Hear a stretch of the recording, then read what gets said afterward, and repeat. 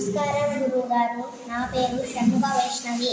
నేను తిరుపతి నుంచి మాట్లాడుతున్నాను. ఇప్పుడు ఎలాగైతే ఏం గాయత్రి మంత్ర యజ్ఞాలు చేస్తున్నారో నెక్స్ట్ జన్మలో అట్లే గుర్తుండిపోవాలంటే ఏం మంత్రం ఉందో దయచేసి చెప్పగలరు. ధన్యవాదాలు. ఓం నమస్తే. నేను doctor Venkata Chaganti, president, university of applied Vedic sciences. Shanmukha Vaishnavi ప్రశ్న విన్నారు కదండి. ఆ అమ్మాయి చక్కగా ఒక ప్రశ్న అడిగింది. అదేంటంటే, ఇప్పుడు ఎట్లయితే గాయత్రి మంత్రం జపిస్తున్నామో, యజ్ఞాలు హోమాలు చేస్తున్నామో, ఇవన్నీ వచ్చే జన్మలో కూడా గుర్తుండడానికి ఏమైనా మంత్రం ఉందా? ఎందుకు లేదమ్మా, ఉంది, ఖచ్చితంగా చెప్తాను. అలానే షణ్ముఖ వైష్ణవి తన స్కూల్ సైన్స్ ఫేర్లో చక్కగా వేదాల గురించి ఎక్స్ప్లెయిన్ చేసింది. ఆ వీడియో ఉంది, చూడండి. కాకపోతే ఆ వీడియో చాలా నాయిసీగా ఉంది, వెనకాల శబ్దం బాగా ఎక్కువ వస్తుంది. అయినా కొద్దిగా ఓపిక చేసుకున్న చిన్నపిల్ల చక్కగా ఎంత చక్కగా ఎక్స్ప్లెయిన్ చేస్తూ మంత్రాలు కూడా చదువుకుంటూ ఎక్స్ప్లెయిన్ చేసింది. సో అది మనం చూస్తే బాగుంటుంది. షణ్ముఖ వైష్ణవి చక్కటి వేదాల గురించి చక్కటి ఉపమానాలతో చక్కగా చెప్పింది. వేదాల వలన లాభం ఏంటో చెప్పింది. అన్నీ కూడా ఒకసారి వినండి. కొద్దిగా బ్యాక్గ్రౌండ్ సౌండ్ ఎక్కువగా ఉంది, నాయిసీగా ఉంది. అయినను కానీ చూడవాలి, చూసేసేయండి. చూసిన తర్వాత మనం అమ్మాయి అడిగిన ప్రశ్నకి సమాధానం చెప్పుకుందాం.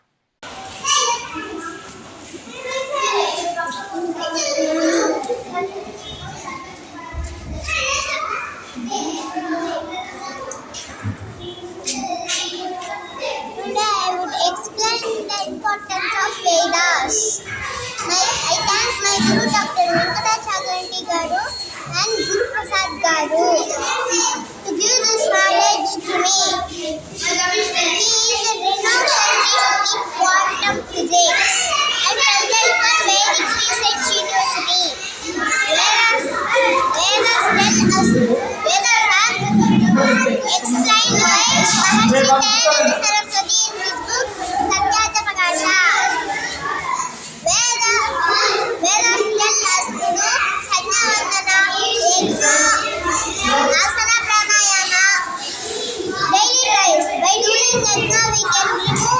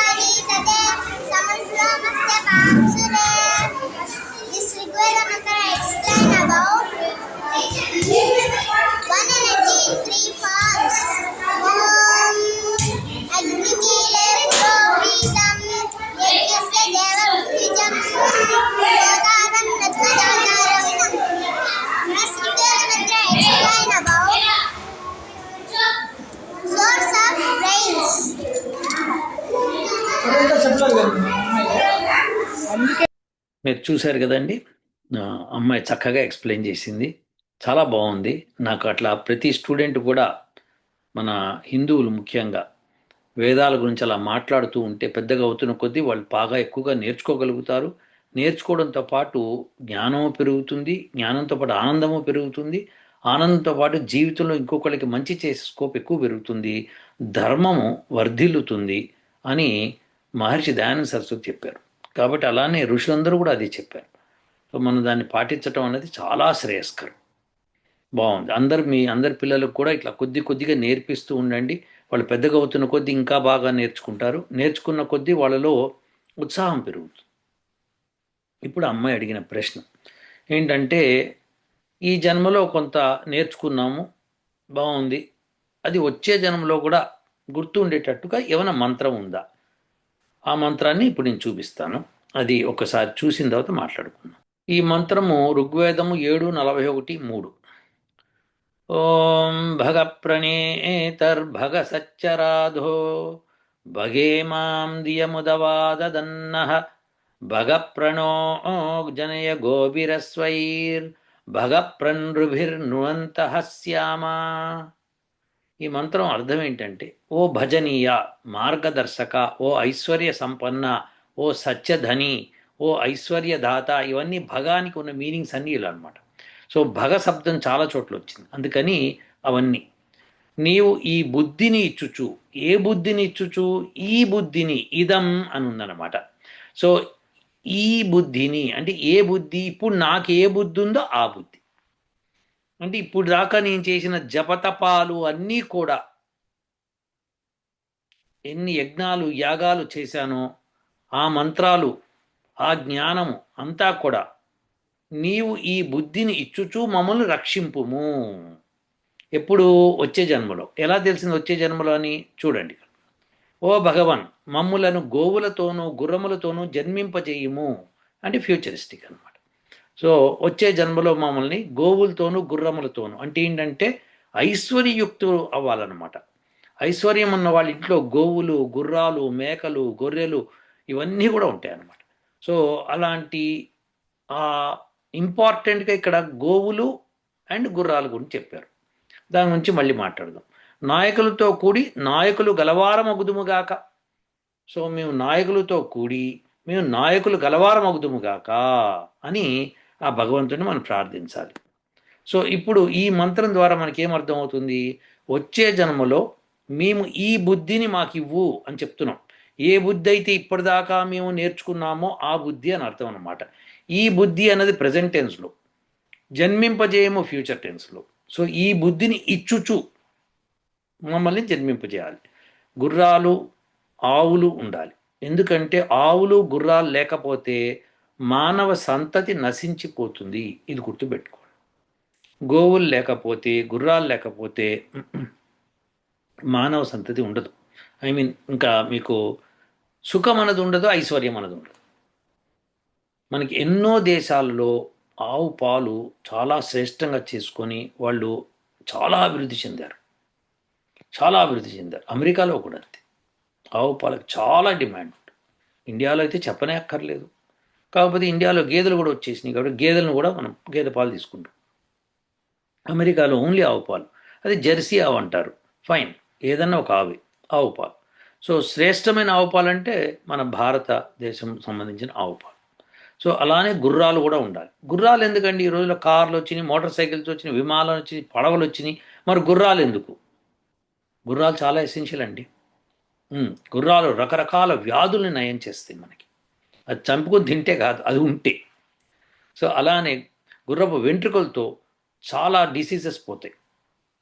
దశరథుడు పుత్రకామేష్టి యాగం చేసినప్పుడు ఆ గుర్రపు వెంట్రుకల్ని కాల్చి ఆ వాసన పీల్చాడు. దాంతో తనకున్న ప్రాబ్లమ్స్ ఏవో తీరిపోయినాయి. అట్లనే అక్కడ ఉన్న వాళ్ళకు కూడా, సో అంటే అతని భార్యలకు కూడా.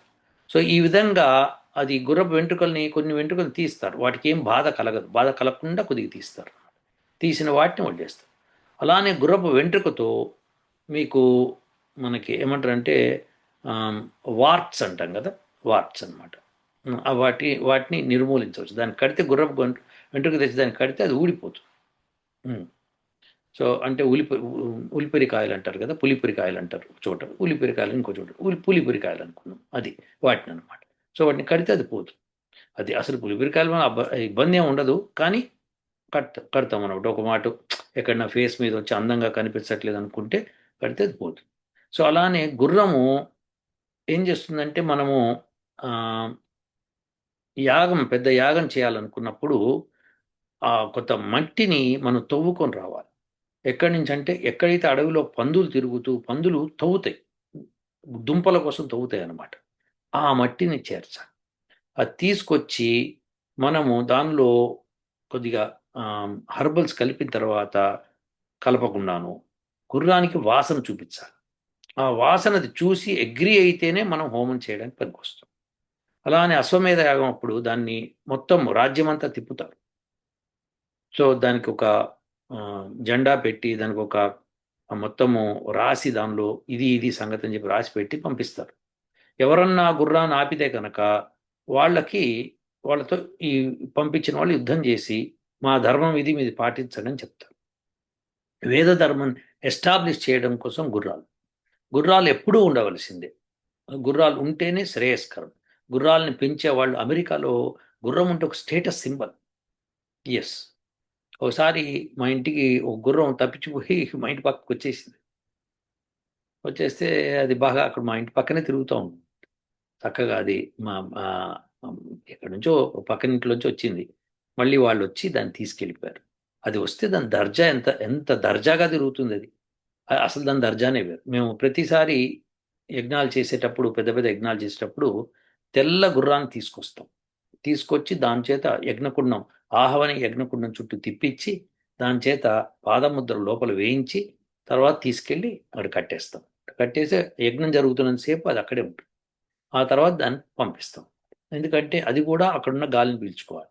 మీరు అసలు రామాయణం చదివితే 300 రకాల జంతువుల్ని, చేపల్ని తీసుకొచ్చి పెట్టారు పక్కనంతా. ఎందుకంటే ఈ యజ్ఞం మూలంగా అన్నిటికీ వాటి ప్రాబ్లమ్స్ తీరుతాయి. సో వాటి జనరేషన్స్ టుగెదర్ ఆ ప్రాబ్లమ్స్ రావు అనమాట. అలా రాముడికి కూడా, రాముడి జనరేషన్ కూడా ఎవ్వరికి ఏ ప్రాబ్లం లేదు, పిల్లలు కలగకపోవడం అంటూ లేదు. దశరథుడు చేసిన యాగంతో వాళ్ళ జన్మ ఎన్ని 25 ఏమని చెప్పాలి, జనరేషన్స్, 25 జనరేషన్స్ కూడా టకటకటక వెళ్ళిపోతున్నాయి. సో అది ఆ విధంగా యాగాలు యజ్ఞాలు చేయడానికి గుర్రాలు పనికొస్తాయి. సో గుర్రాలు మనకు చాలా లాభాలు ఉన్నాయి. అలానే ఆవుల గురించి చెప్పనే అక్కర్లేదు. ఆవు యొక్క లాభాలు ఇంత అంతా కాదు. మా యూనివర్సిటీ స్టూడెంట్స్ వాటి మీద మంచి రీసెర్చ్ చేస్తున్నారు. సో అది ఎప్పుడోకప్పుడు బయటికి వస్తుంది, మీరు తెలుస్తాయి కూడా మీకు ఆ విషయం. సో ఈ విధంగా గుర్రాలు అండ్ ఆవులు ఉండాలని చెప్పి అమ్మతం. ఈ బుద్ధిని ఇచ్చుచు ఇవి కూడా ఉండాలని చెప్తున్నాం. అంటే ఏంటంటే, ఈ బుద్ధితో పాటు నీకు ఐశ్వర్యం కూడా వచ్చిందంటే నువ్వు బేఫికర్గా ఇంకా మళ్ళీ తపస్సు చేసుకోవచ్చు, యజ్ఞ యాగాదులు చేసుకోవచ్చు, అన్నీ చేసుకోవచ్చు అన్నమాట. సో అలా కోరుకుంటూ మనం ఆ మంత్రాన్ని చదవాలి. ఎప్పుడు చదవాలి ఈ మంత్రాన్ని? ఉదయం లేవడంతోనే పక్క మీద కూర్చొని ప్రాతరగ్నిం అనే మంత్రం ఉంది, ఆ మంత్రం చదివి, రెండవ మంత్రం చదివి, ఇది మూడో మంత్రం. అవి ఆల్రెడీ నేను ఒక వీడియోలో ఎక్స్ప్లెయిన్ చేశాను. ఎవరికైనా కావాలంటే అడగండి, మళ్ళీ చెప్తాను. ఈ మంత్రం మటుకు బ్రహ్మాండంగా చదువుతూ ఉంటే మీకు రోజు ఉదయం లేచి, మీకు ఎప్పుడన్నా వచ్చే జన్మ అన్నది ఏమిటి అని తెలవడం కోసము ఇది బాగా పనికొస్తుంది. అంతేకాకుండా ఈ బుద్ధి ఎప్పటిదాకా మీరు జ్ఞానం పొందుతూ ఏదో ఒక ఏజ్లో 100 సంవత్సరాలు దాటిన తర్వాత చనిపోయారు అనుకోండి, ఒకవేళ కనుక మీకు మోక్షప్రాప్తి కలగలేదు, సరిపోలేదు మీరు చేసిన తపస్సు, అప్పుడు ఈ వచ్చే జన్మ ఇలా జన్మిస్తారు. ఆ బుద్ధి వచ్చేస్తుంది.